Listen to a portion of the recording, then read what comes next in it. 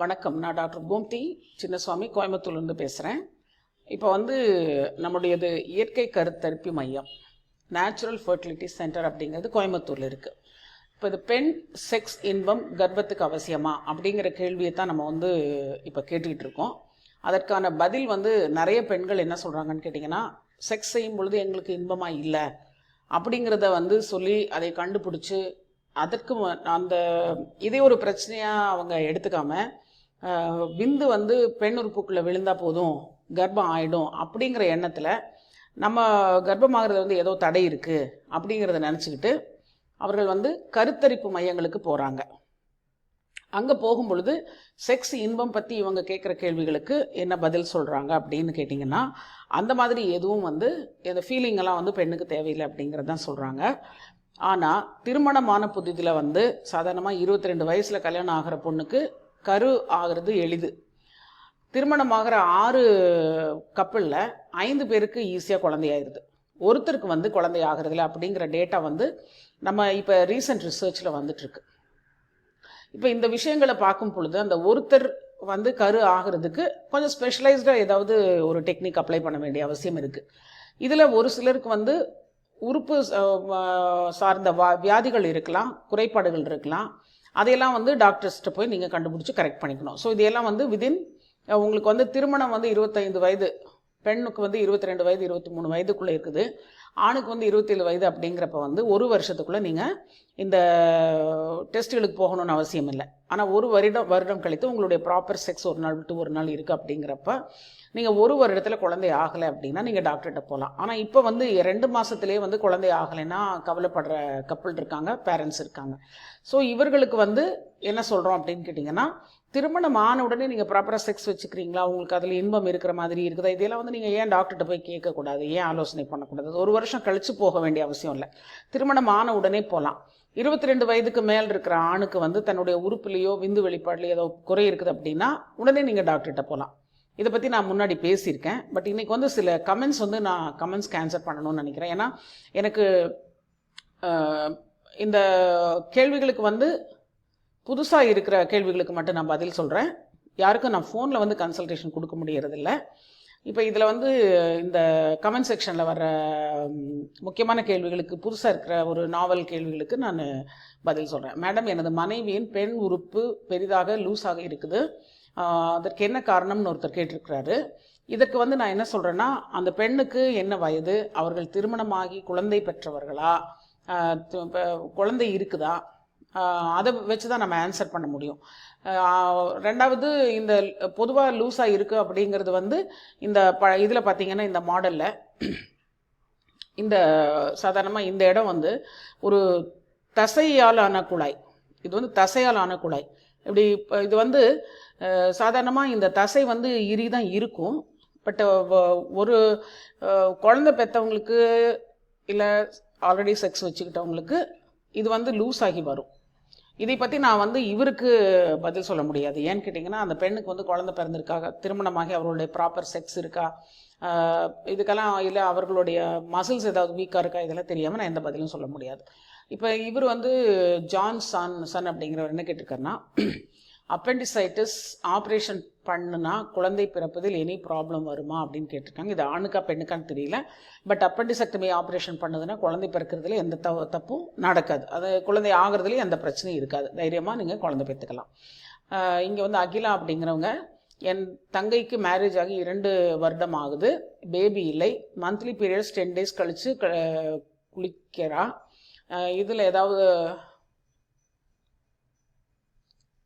பிரச்சனை இருக்கான்னு கேட்டிருக்காங்க. இதனால் ஒன்றும் ப்ராப்ளம் இல்லை, 10 நாள் தள்ளி போகிறது ஒரு பெரிய பிரச்சனை இல்லை. பட் அது குழந்தை அவங்களோட வயது பொறுத்து நீங்கள் டிசைட் பண்ணணும். வயது அதிகமானவர்களாக இருந்ததுன்னா நீங்கள் இம்மீடியட்டாக டாக்டர்கிட்ட கன்சல்ட் பண்ணணும். ஆண் உறுப்பு நீளமாக வளர்வதற்கு ஆயின்மெண்ட் இருக்குதா அப்படின்னு கேட்டிருக்காங்க. இந்த மாதிரி ஆன்லைனில் நம்ம ரெஃபர் பண்ணக்கூடிய ஆயின்மெண்ட் எதுவும் இல்லை. ஆனால் நம்ம அதுக்கான ட்ரீட்மெண்ட்ஸ் நம்ம கிளினிக்கில் பண்ணிகிட்ருக்கோம். நீங்கள் கீழே சாரோட நம்பருக்கு ஃபோன் பண்ணி அப்பாயின்மெண்ட் எடுத்துகிட்டு கன்சல்ட் பண்ணலாம்.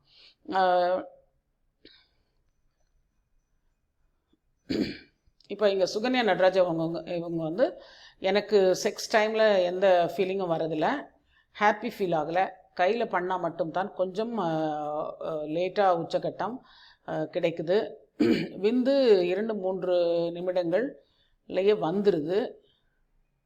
So I am not feeling happy. இதுக்கு என்ன செய்ய? ஹாப்பியாக இருந்தால் தான் பேபி ஆகுமா? இல்லை, இப்போ இது வந்து நீங்கள் ஆனா பெண்ணான்னு தெரியலை. உங்களுக்கு வந்து கையில் பண்ணால் இன்பம் கிடைக்குதுன்னு சொல்கிறீங்க, கொஞ்சம் லேட்டாக வருதுன்னு சொல்கிறீங்க. இது விந்து வர்றது வந்து உங்கள் கணவனுக்கா என்னன்னு தெரியலை. இது கேள்வி வந்து சுத்தமாக புரியலை எனக்கு. ஆனாலும் சொல்கிறேன், உங்களுடைய ஹஸ்பண்டுக்கு வந்து இப்போ ஒரு அசியூம் பண்ணிவிட்டு நான் சொல்கிறேன், ஹஸ்பண்டுக்கு வந்து 2-3 நிமிஷத்தில் விந்து வருது அப்படின்னு சொன்னால் அவரால் வந்து மேற்படி செக்ஸ் வச்சுக்க முடியாது. அதனால் நீங்கள் வந்து உங்களுடைய இன்பத்தை வந்து நீங்கள் ஒரு மாஸ்டர்பேஷன் அப்படிங்கிற டெக்னிக்லையும் யூஸ் பண்ணிக்கலாம். இது குழந்தை இப்படி தான் ஆகுமான்னு கிடையாது, உங்களுடைய வயது பொறுத்த விஷயம் அது. உங்களுக்கு இது வரைக்கும் குழந்தை ஆகலை, உங்களோட வயது வந்து லேட் ஆகிருக்குது அப்படின்னு சொன்னால் இது கொஞ்சம் உதவும் அப்படின்னு நான் சொல்கிறேன். உங்களுடைய இன்பமான செக்ஸ் வந்து ஹார்மோன் மண்டலத்தை கரெக்டாக பண்ணும் அப்படின்னு நான் சொல்கிறேன். இங்கே வந்து ஹாய் மேம், ஏஜ் வந்து 22, செக்ஸ் இன்ட்ரெஸ்ட் அவ்வளோவா வரலை, என்ன செய்கிறது?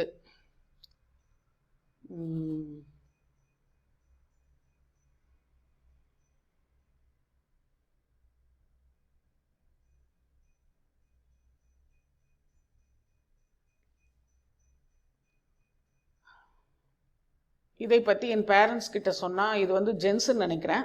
இவருக்கு நான் ஆல்ரெடி ஆன்சர் பண்ணியிருக்கேன். 22 வயசில் வந்து உங்களுக்கு செக்ஸ் ஃபீலிங் வரல அப்படின்னு சொன்னால் நீங்கள் அதை வந்து ஒரு டாக்டர்கிட்ட கன்சல்ட் பண்ணுறதுல எந்த தப்பும் கிடையாது, பண்ணிக்கலாம். அதனால் வந்து ஒரு பெரிய பிரச்சனை வந்துட போகிறதில்ல. ஆனால் லேட்டாக பண்ணி பிரச்சனை ஆயிடுச்சுன்னா பேரண்ட்ஸும் சேர்ந்து தான் கஷ்டப்படணும். ஏன்னா எந்த ஒரு ப்ராப்ளத்துக்கும் உடனே ட்ரீட்மெண்ட் கிடையாது. ஒரு 6 மாதம் 8 மாதம் அந்த மாதிரி ஆகும். இங்கே வந்து பெனிஸ் உணர்ச்சி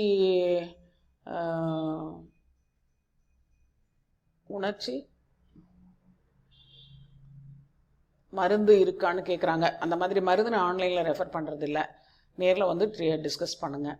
இல்லை டாக்டர்கிட்ட, பக்கத்தில் இருக்கிற டாக்டர்கிட்ட போங்க. மேடம், எனக்கு இதே மாதிரி தான் இடப்பக்கம் விதைப்பை இறங்கி இருக்கு,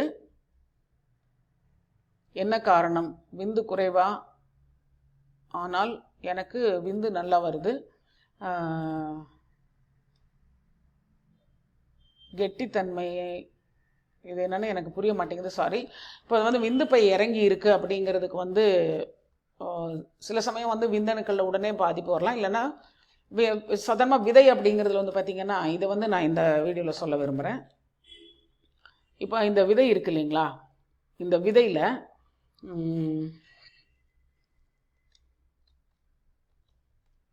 இப்போ இந்த விதையில் சுற்றிலும் ஒரு கவர் மாதிரி இருக்கும். இப்போ இந்த இதில் வந்து ஒரு சின்ன நெளியாக ஒரு கலெக்டிங் டியூப்ஸ் இருக்கும்.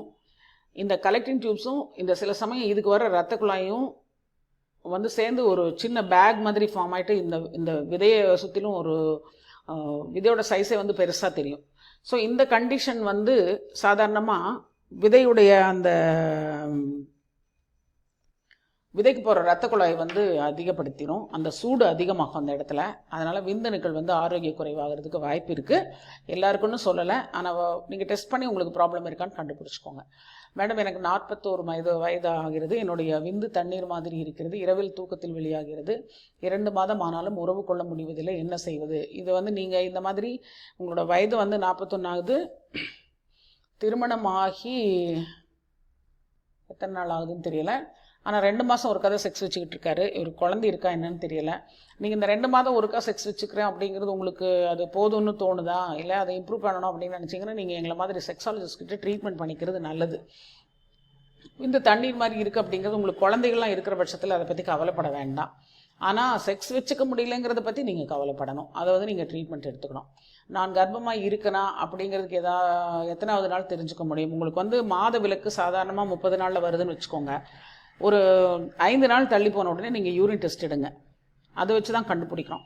சம்டைம்ஸ் வந்து யூரின் டெஸ்ட்லேயும் வந்து உங்களுக்கு கண்டுபிடிக்க முடியாமல் இருந்தது அப்படின்னு சொன்னால் டாக்டர்கிட்ட போய் 2 நாள் கழித்து பிளட் டெஸ்ட் அவங்க ரெக்கமெண்ட் பண்ணுவாங்க, அதை வச்சு நீங்கள் கண்டுபிடிச்சிக்கலாம். ஸோ இப்போ இது வந்து பொதுவாக ஆணும் பெண்ணும் தன்னுடைய உடல் ரீதியான நடவடிக்கைகள்லாம் கரெக்டாக இருக்கான்னு பார்த்து உங்களை ஒரு குழந்தைக்கு தயாராக வச்சுக்கோங்க. ஏன்னு கேட்டிங்கன்னா, இந்த குழந்தையின்மை அப்படிங்கிறது இங்கே மட்டும் இல்லை, உலக அளவில் இது ஒரு பிரச்சனையாக இருக்குது. ஸோ அதுக்கு நாங்களும் உதவணும் அப்படிங்கிறதுக்காக தான் இந்த சேனலில் போட்டுட்ருக்கோம். உங்களுடைய எல்லா கேள்விகளையும் வந்து தயவுசெய்து இங்கேயே கமெண்ட் செக்ஷனில் போடுங்க. நான் கேள்விகளுக்கு பதில் சொல்கிறேன். நன்றி, வணக்கம்.